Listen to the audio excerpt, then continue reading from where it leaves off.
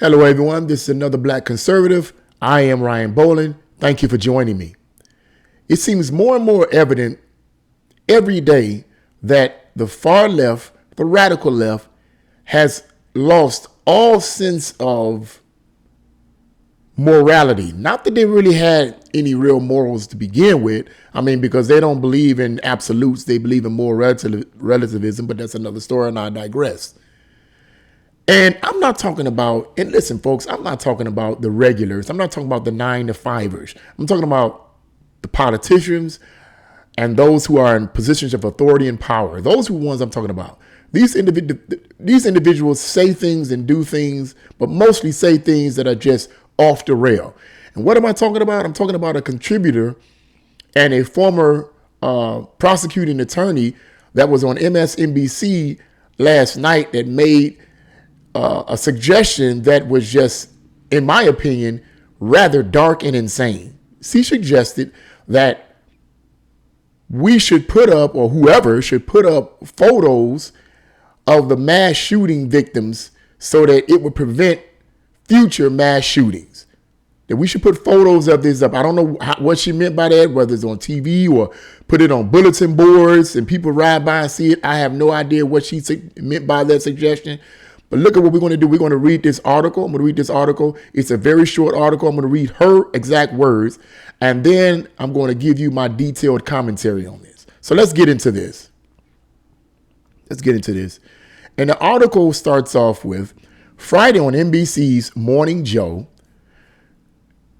network contributor Claire McCaskill suggested putting up photographs of mass shooting victims on public display to prevent future shootings.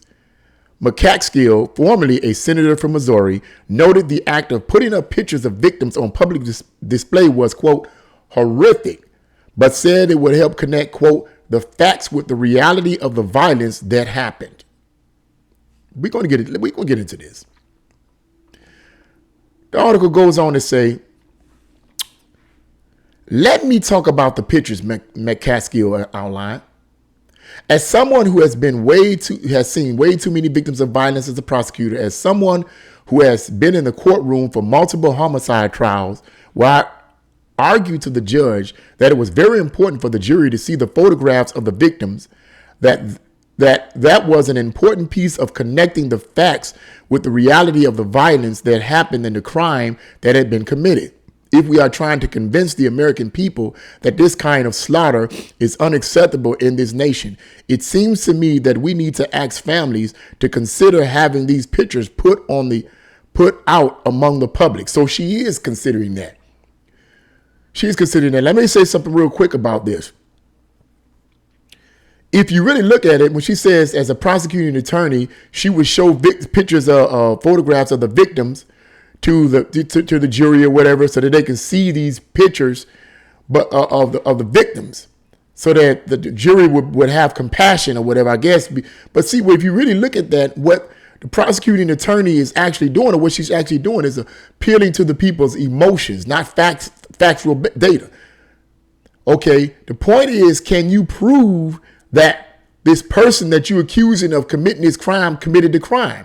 Showing them horrible pictures of the victims is not proof that they committed the crime. That's just appealing to emotions. So what I think what she seems like to me that she's saying is, let's show pictures of the shooting victims to all the American families and people to appeal to their emotions, not facts. Get everybody enraged and get everybody upset at people who own guns. So if you own a gun, by putting these pictures up of mass shooting victims, if you own guns, and God forbid if you own an AR-15, you might not have killed anybody. But if it's found out that you own an AR-15 or even a handgun for that matter, they're coming after you. Why? Because all the families that see these pictures of shooting victims and so forth, bloodied up and torn to pieces by these bullets, will be enraged against people who have guns. Let's go on. Is it horrific? Of course it is, she continued. But if we want to stop this, we've got to make the case. And I would never dream of going to a jury in a homicide case without them seeing the results of the crime that have been committed right there in front of them in a way that they cannot ignore. And frankly, at least speaking for me, can never forget. See, it's all in any quote. And that's the end of that article there. And that's the end of her words. So it's apparent that she's appealing to emotion. I'm not saying I'm not no prosecuting attorney. Look, I ain't into that. But to me, it's clear that showing pictures of the victims when in court or whatever, and you trying to prove that this individual committed this crime, and showing them the victims of the murder victims, the pictures of the murder victims, is not proof that that person killed the victim. Like I said earlier, that just appeals to the emotions of the jury. You're not giving factual data. You're trying to stir up emotion. And I understand emotion can play a part in anything. I understand. I kind of can understand the point. You're trying to get the people to not be so callous about it, to not be so apathetic about it. If you show them pictures of the murder victims, they will feel anger and hurt at what this person possibly did. But that's not proof. That's not proving that the accused actually committed the crime. That's just appealing to emotions. So to put pictures of the shooting victims up on display doesn't prove anything. It's just going to enrage a bunch of people into, in my opinion, being angry at people that have AR-15s and high-powered weapons and even handguns. Because remember what Biden is trying to do. He's trying to push for laws to get rid of not only AR-15s, but also push for laws to get rid of handguns, or at least push for laws that would make it more difficult to obtain these weapons. That's what this is all about. It's about appealing to emotion. Where did they get these people from?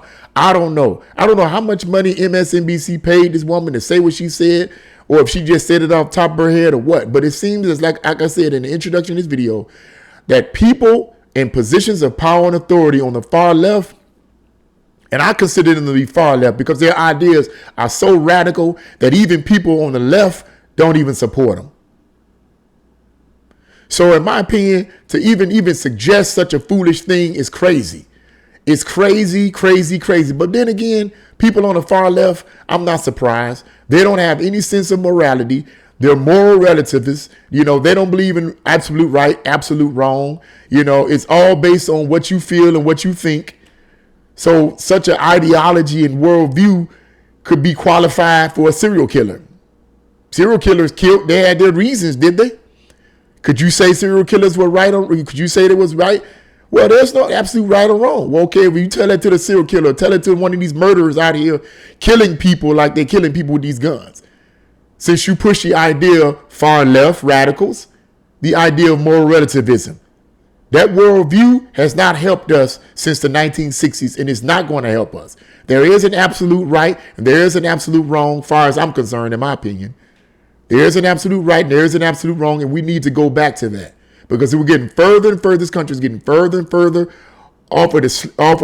We're on the edge of completely falling over.